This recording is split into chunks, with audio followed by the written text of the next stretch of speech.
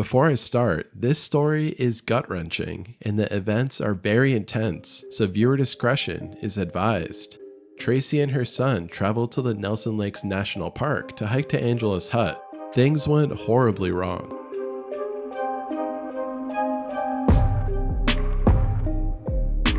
Tracey Smith, 55, and her son are from Golden Bay, New Zealand.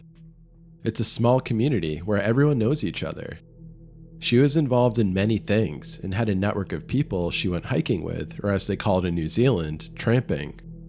She deeply loved her family, but was closest to her son.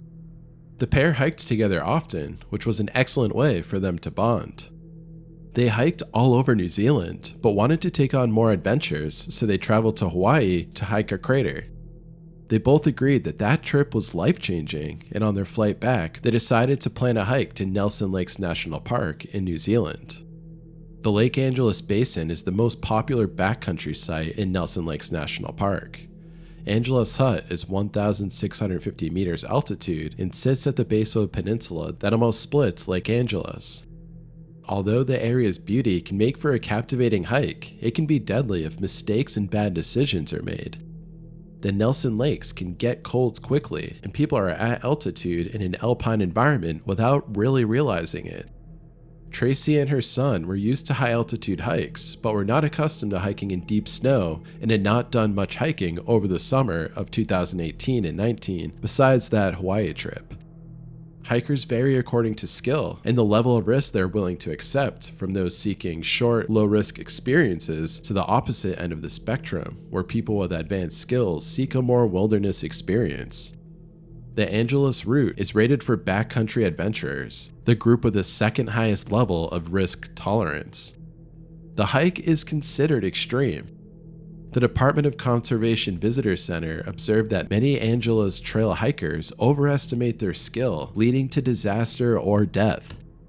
Experience, preparation, and excellent physical condition are needed to complete the route to Angelus Hut in winter. New Zealand seasons are opposite those in the USA. There are increased risks from snow, ice, avalanche terrain, and sub-zero temperatures. The snow depth will increase, and weather conditions may worsen as you get deeper into the mountains. Hikers must be prepared to turn back early if the conditions are no longer safe or their progress is just too slow. In whiteout conditions, the tracks can be challenging to find. The trip to the hut can take about 9 hours with limited daylight. On site, it is clearly stated that visitors to Nelson Lakes National Park are responsible for making their own decisions about risks based on the natural hazards in the environment. On Friday, May 31st, 2019, they left their home and traveled to St. Arnaud, where they spent the night on the Traveler's Sabine Lodge.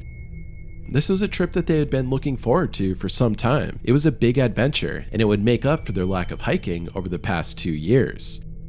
At the Traveler's Sabine Lodge, Tracey spoke to the manager, who advised her that Angelus Hut was not a safe option in the deteriorating weather conditions forecast for the following day. The weather forecast was for strong winds in 3 degrees Fahrenheit or -16 degrees Celsius. He suggested hiking Paddy's Track and staying at Bushline Hut, which would be more sheltered and safer overall. Tracey agreed and said that she would do that. She and her son then left the lodge at 8 a.m. on June 1st, 2019, and went to the Department of Conservation Visitor Center. Tracey discussed the weather with the DOC staff and told them that she had changed her hiking plan to do Bushline Hut instead. The manager asked if she brought locator beacons in case of an emergency, but Tracey said that she had rented locator beacons in the past, but on this trip she didn't bring any. Tracey didn't mention to the manager why she didn't bring the beacon this time, but the manager was concerned about the lack of a beacon. Tracey and her son drove from the DOC Visitor Center to the Mount Robert parking lot.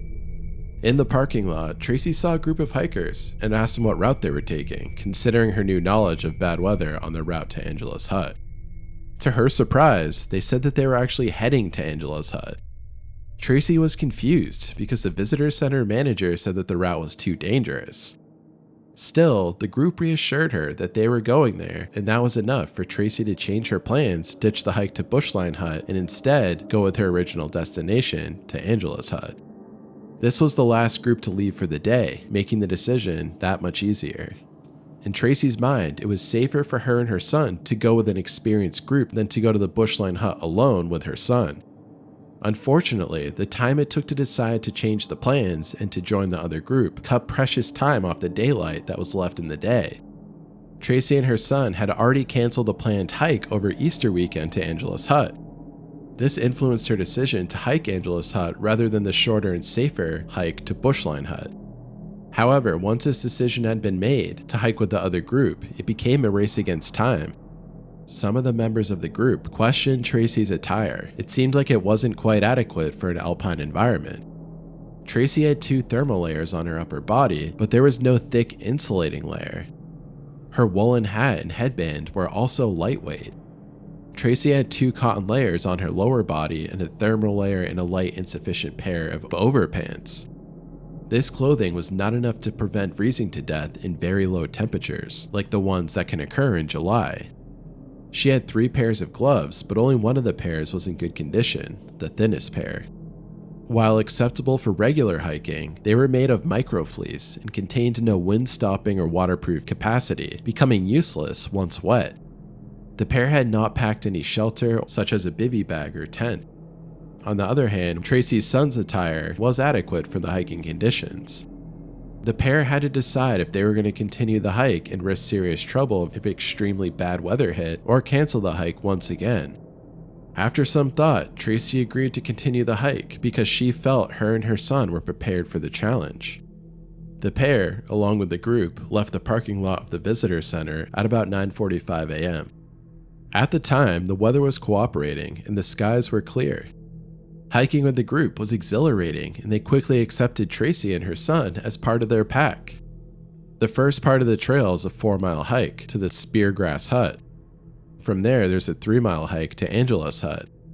The trail climbs around 1 mile before descending into the Angelus Basin, which is where the hut is located. The hike was going smoothly, but Tracey was starting to feel a bit fatigued at the pace at which the group was moving. They covered much more ground than she and her son were used to. Despite the fast pace and no stops for eating food, the pair arrived at the Speargrass Hut at about 1 p.m. Shortly before reaching the hut, they joined another group of 6 people. The new group was a fresh burst of energy and their uplifting demeanor was much appreciated.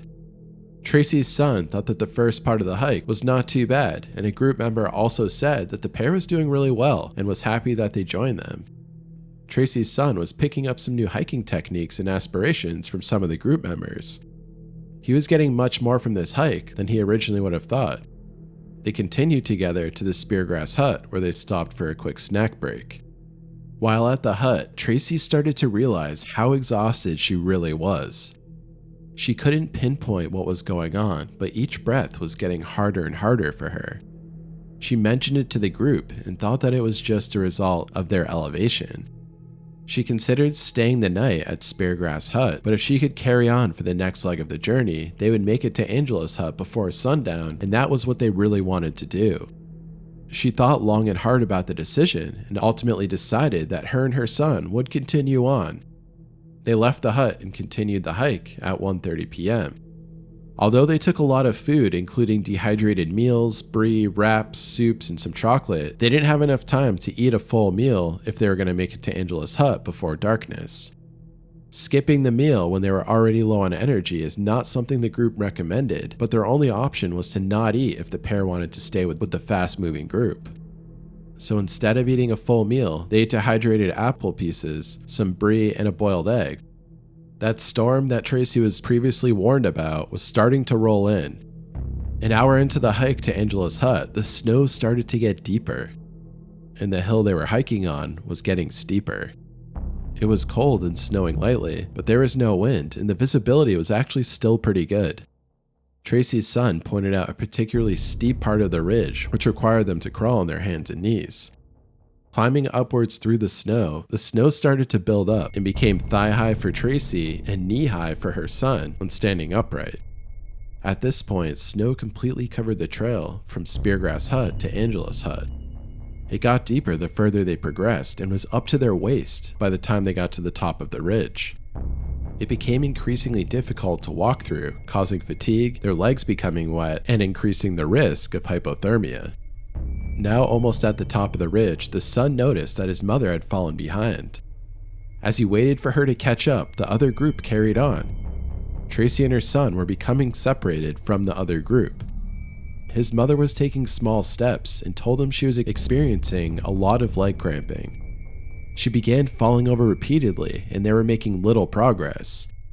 Tracey's son tried to pull her along with a hiking pole and make the trek easier by moving the snow out of her way, but the depth of the snow made this very difficult.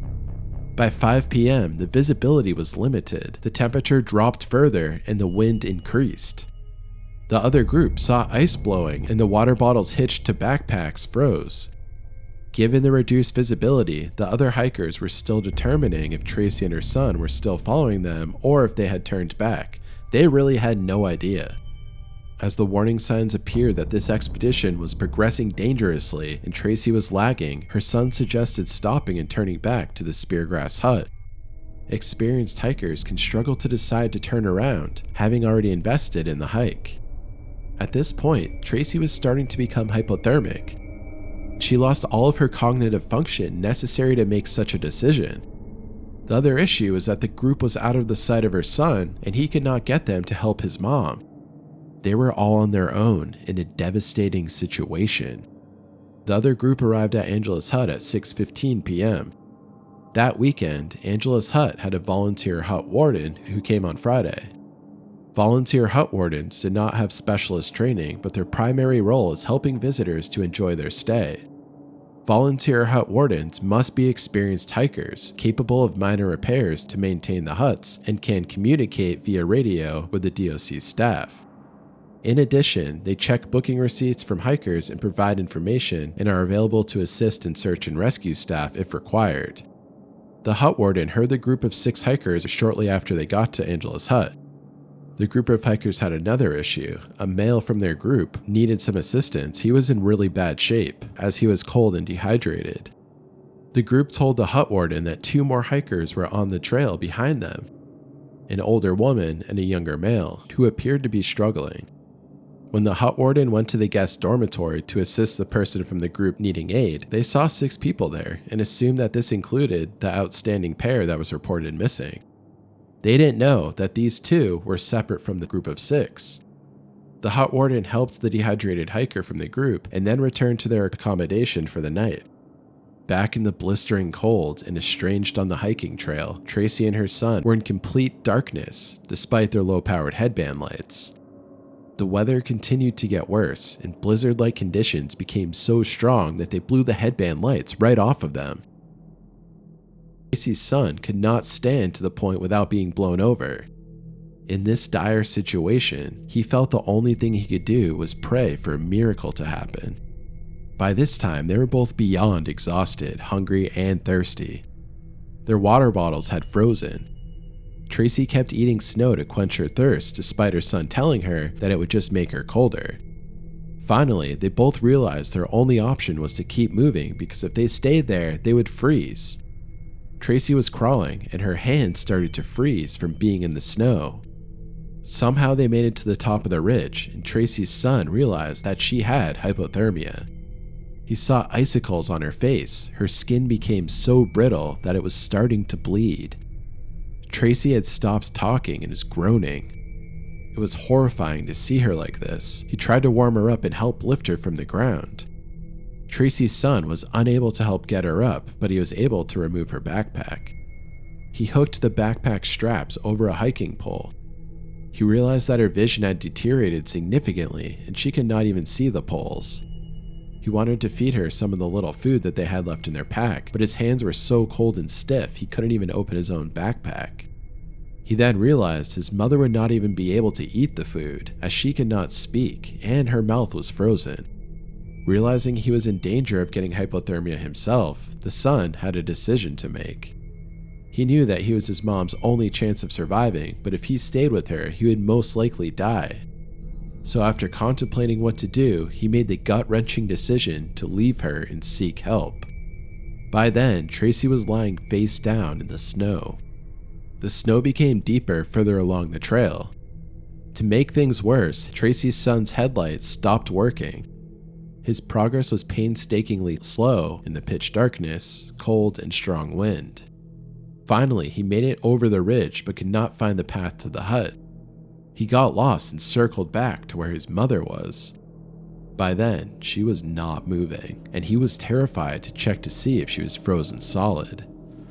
He then resumed his hike to the hut and could not believe it. He made out the outline of Lake Angelus. He was so close. He headed straight for the lights, sliding over the snow. By this point, his legs were cramping and failing him. He had to resort to crawling, and he reached the hut at 11:15 p.m. Inside the hut, he explained what happened and that his mother was still out there. Sadly, those in the hut couldn't search for her given the weather conditions. One of the hikers in the hut woke the hut warden and told him about the teenage boy arriving and that Tracey was still out there. The hut warden explained that they could not radio out as the DOC radio in St. Arnaud was not staffed until 9 a.m. the following day.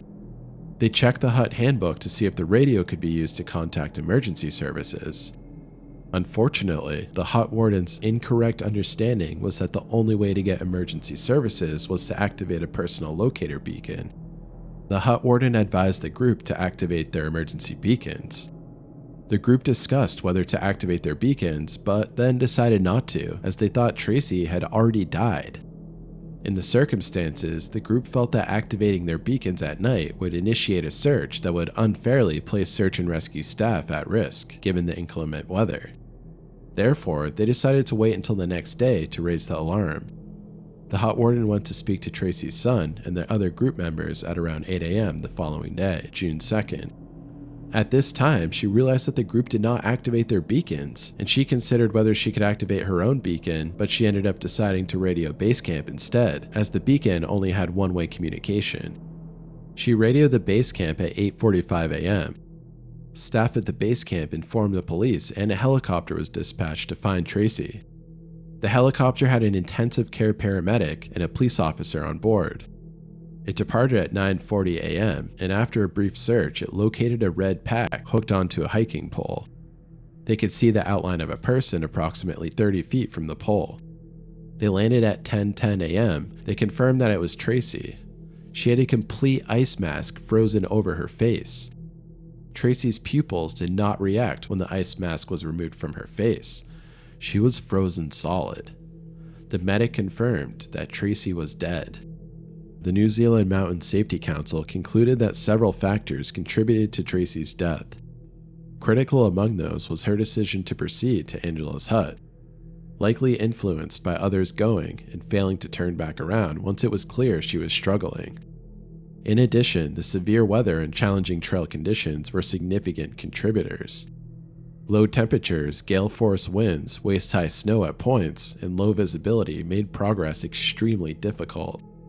Compounding matters was the lack of food, drink, and rest, as well as cotton leggings, sapping heat from Tracey's legs. This contributed to Tracey developing hypothermia, causing a decline in her decision-making ability. Thanks for watching the video, and subscribe if you like the content. As always, please be extra nice to the like button, and I have many other disaster videos on my channel that you might want to check out. See you at the next one.